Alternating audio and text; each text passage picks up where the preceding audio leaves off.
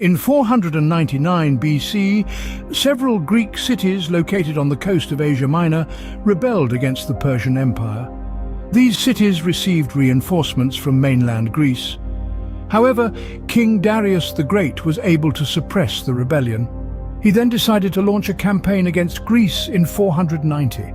His ultimate goal was to expand the Persian Empire to the European continent.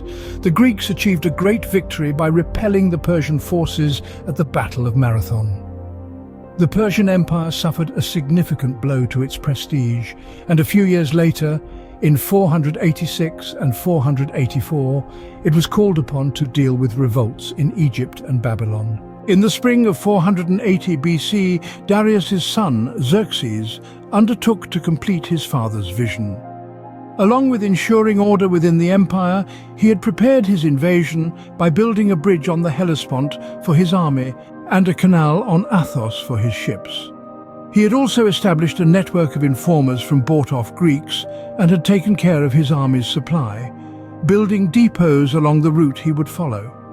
In September 480, the danger of enslaving the Greek cities to the Persian monarch was more visible than ever. Allied Greek forces had lined up in the Straits of Thermopylae under the command of Spartan king Leonidas. The Spartans had an oracle that either a Spartan king would die or the Persians would destroy the city of Sparta.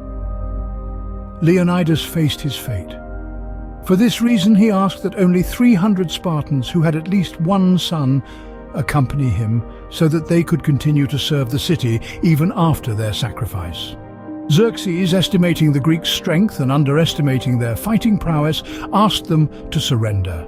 Leonidas replied, "Molon lave," which means, "If you want our land, come and get it." Darius ordered his Mies warriors to launch an attack against the defending Greeks. During the first day of fighting, the Persians suffered heavy losses. Next, Xerxes mobilized the Immortals, an elite body of his warriors. But even this failed to break the Greeks' defensive structure. The Greeks were excellent connoisseurs of military technique and fought with great bravery. At the same time, the area's topography did not allow the full development of the Persian army, while the Greeks regularly prevailed due to their longer spears. But on the night of the second to the third day of the battle, a resident named Ephialtes led the Persians down a mountain path behind the Greek army. King Leonidas realized that there was no longer any hope of salvation. He asked his allies to abandon the battle, remaining with only his 300 Spartans and another 700 Thespians.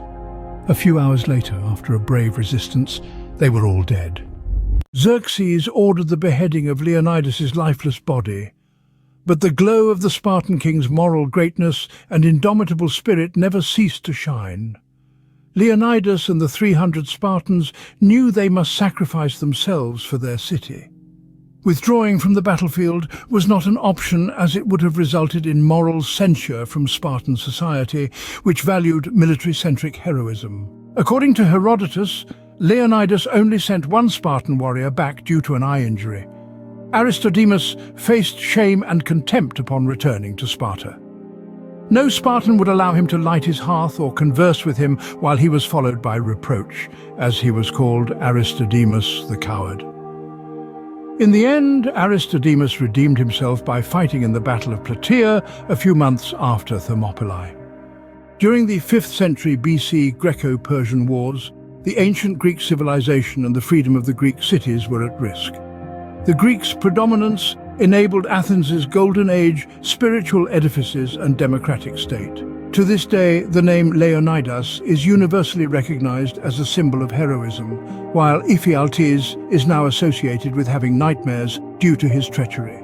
A Greek poet of the 20th century, Konstantinos Kavafis, wrote a poem titled Thermopylae. Honor to those who in their lives defined and guarded Thermopylae, and more honor to them, even though they predict, and many expect. Ephialtes will appear at the end, and Medes will finally pass.